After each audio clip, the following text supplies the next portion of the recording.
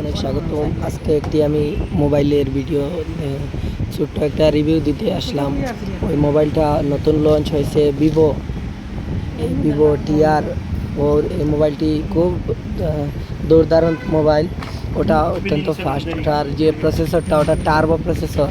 তো আমরা জানি যে বি ওয়াই ডি এর মধ্যে একটু পার্থক্য রয়েছে, যে ইয়ং ওয়াইটা যুব ইয়ং বোঝাচ্ছে মোবাইলটার যে প্রসেসর, আর ডি প্রসেসরটা বোঝাচ্ছে টার্বো। টার্বো সেকেন্ডের মধ্যে দ্রুত যে মোশনটা হয়ে অনেক স্পিড গতিতে নেটটা চলে।